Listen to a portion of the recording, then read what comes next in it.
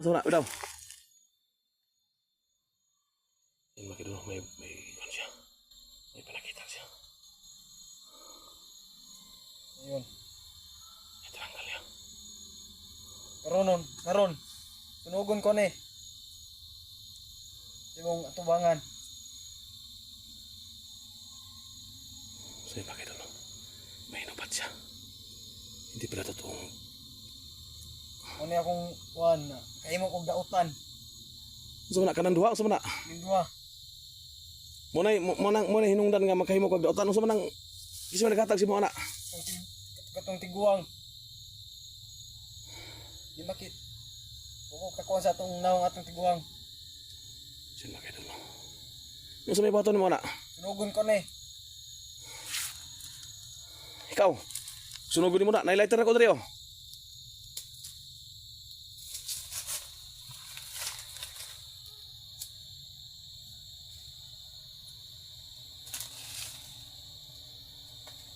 Yan, sinunog niya mga idol. Sinunog niya yung suot niya. Hindi pala tunay na buhok yan.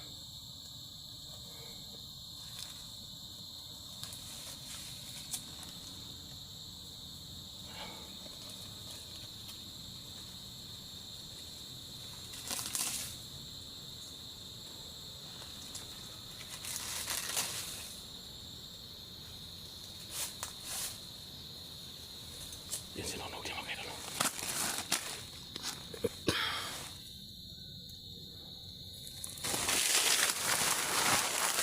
Oh, para kusog ng musika, para musika na yun.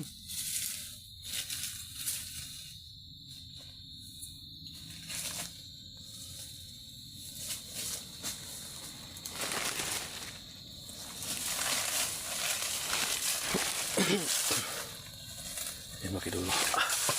Go. Sinunog na yung suot niya. Parang buhok.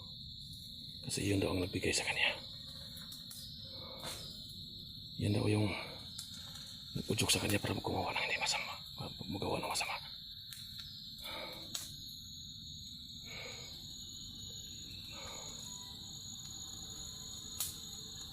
So yan. Pinapatunayan siya sa atin. Pati yung agimat niya.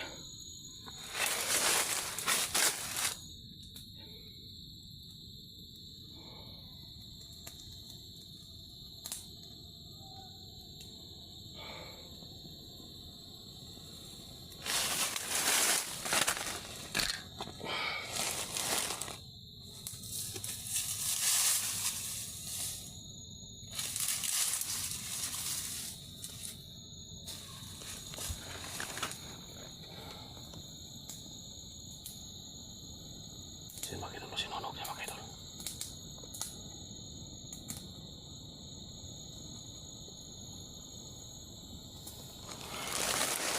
So yan. Ang pinagtapatan sa atin yung agimat na nagbigay sa kanya. Yung matanda daw na hindi niya kilala. Yung agimat na yun ang nag-udyok sa kanya para gumawa ng masama. Pati yung parang buhok na suot niya. Bigla niya tinanggal at sinunog niya.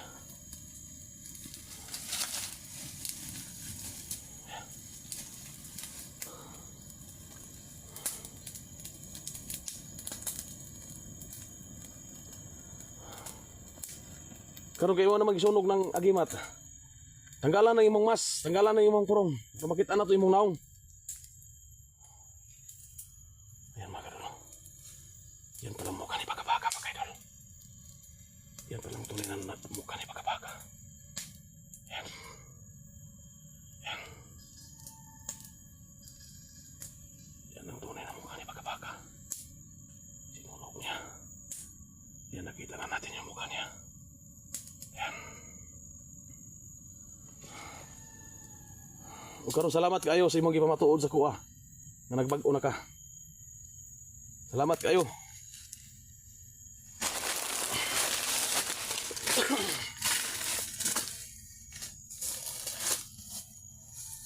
Salamat kayo. Sa imong gipamatuod-an. Nga nagbag-o na ka.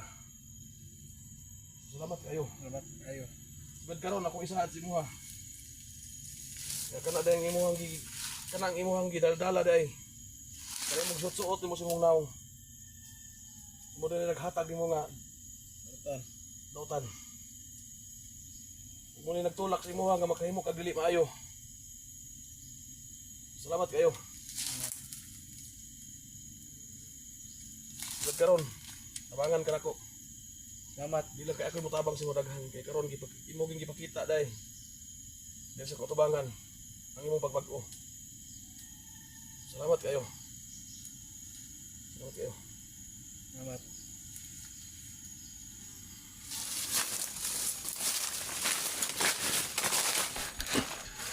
Sa mga kaidolo,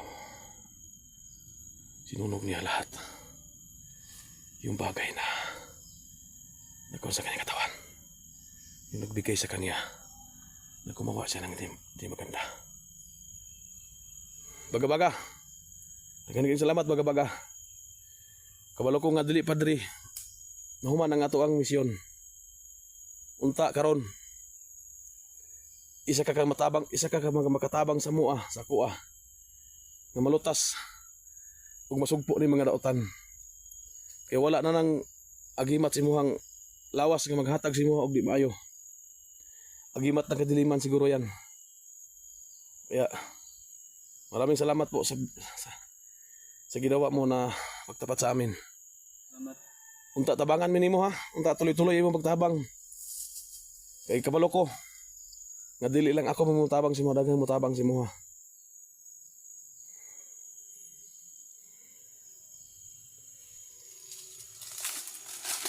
Salamat kayo.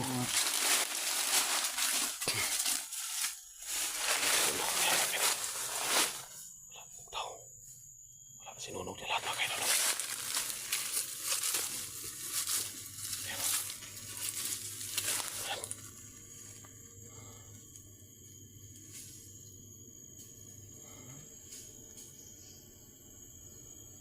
Sinunog niya mga kaidolo. Pati yung buhok niya. Yung parang buhok na suot niya. Kaya pala, nung tatanggalin namin, hindi matanggal na pakatikas. Kasi may orasyon na nakabalot. Kaya si Baga-Baga lang nakalam kung paano matanggal. Kaya nakita natin.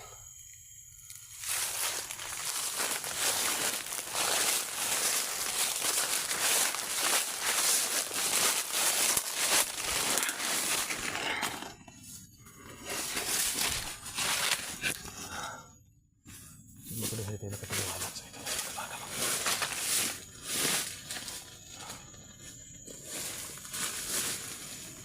Bantu kay di ginaya mo matanggal tong imong buhok na to, buhok na ito. Di mo nito matanggal hasta tong imong purong ikaw ra man din makatanggal to na dito yung orasyon. Ato orasyon. Wala di matanggal. So ikaw ra din makatanggal ato. Kore makatanggal ato. Karon salamat kay no nga imong gingi pamatud-an. Imong gitanggal. Ug imong gisungon sa kutubangan. Kung itanggal to kay para gusto ko magbag-o. Karon, Matabangan pud mo. karon. Unsa man itong kuan day? Naon ito yung posibilidad mo balik ang kahom ato nya di mo mo kontrol. Dili nimo mo kontrol gyud. Dili na ko kontrol. Mo na makahimo kag dili maayo. Makahimo kog dili maayo. Tungod ato. Tungod ato.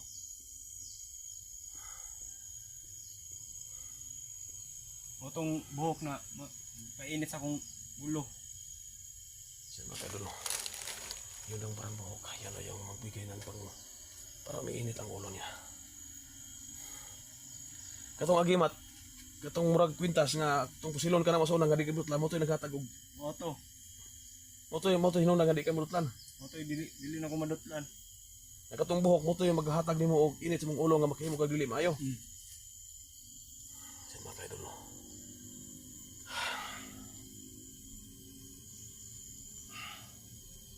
Naniniwala na tayo sa kasabihan mga kaidolo. Kahit anong ang tao pala makagawa ng masama at may dahilan. Ang dahilan lahat ng ito para makagawa siya ng masama.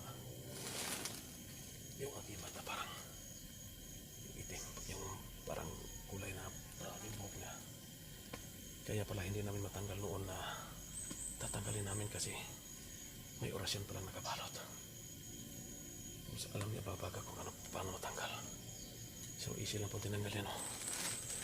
So tayo nagpapasalamat, no? Sana ito naparop na natin na nagbago na talaga siya. Salamat kay baga-baga, ha?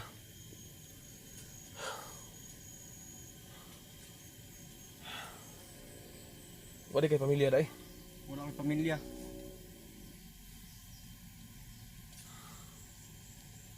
Kato ding interviewon ka na mo, kato nadakpan ka na mo dito, kulata ka na mo, nga giinang ka na mo na kay pamilya, may kag naa. Sa man to, waka, dito sige kasi mo ang isura daw. Sa man to, nagsugo to sa imuhang agimat sa buhok siguro. Sugo to.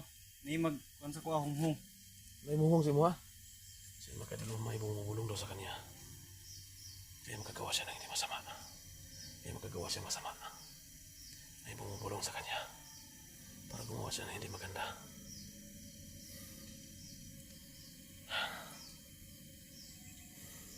So kini mga kampo karon na pa mga komandante mga kauban nimo nga na mga anting-anting gapon. Ah.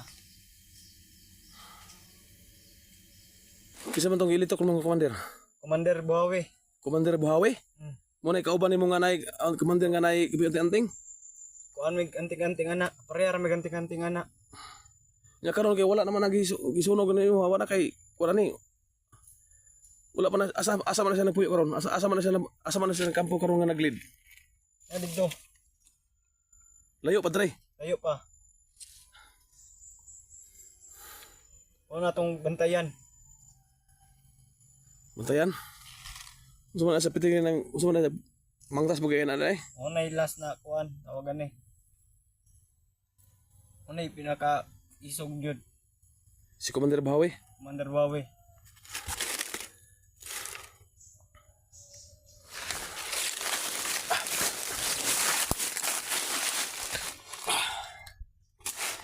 Mga kaidol, no?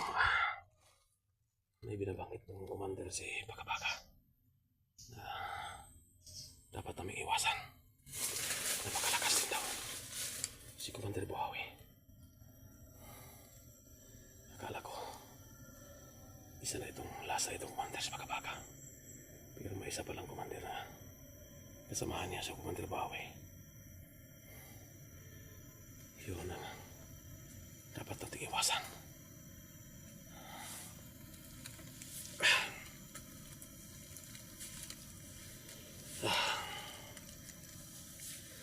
Malakas na commander si Commander Buhawi daw, sabi niya. Kaya dapat nating pagandahan ito.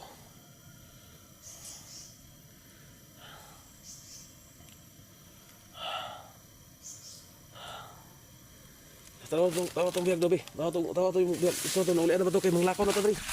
Ito nang ibaba.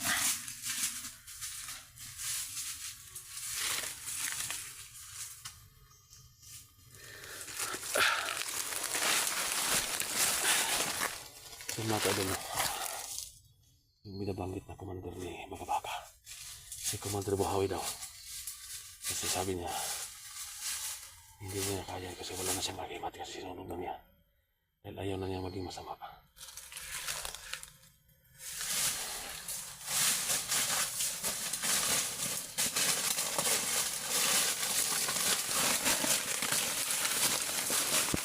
Masunod ko.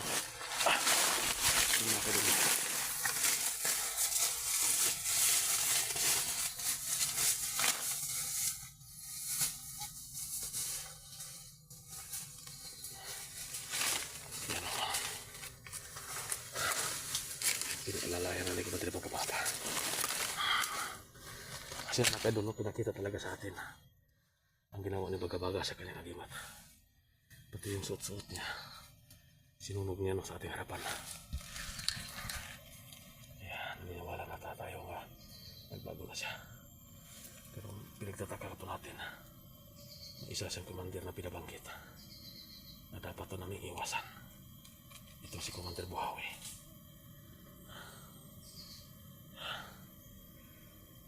Malakas siguro siya kasi sa pangalan pa lang niya Buhawi malakas na.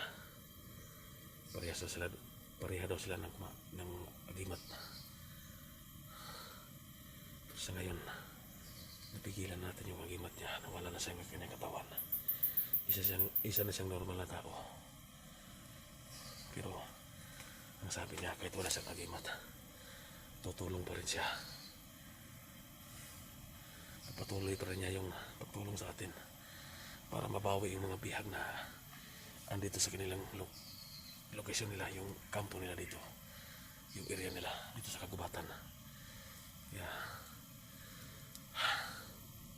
dapat ating bigyan ng protection si Baka-Baka ngayon, kasi alam natin na wala na siyang karunungan, wala na siyang agimat sa katawan niya, kasi sinunog na niya. Isa na siyang normal na tao ngayon. Ang gagawin natin sa kanya, isipin natin siya. Parang sa pakiramdam ko, mga idol, parang nakaiganti na ako. Unti-unti na ako nakapagkiganti sa nangyari sa akin at sa nangyari sa aking pamilya. Kasi ang nag-udyok na gumawa ng masama si Baka-Baka, yung anting-anting niya, yung kaya sinunog na sa harapan natin. At yan, nanumbalik na yung pagkatao ni Baka-Baka.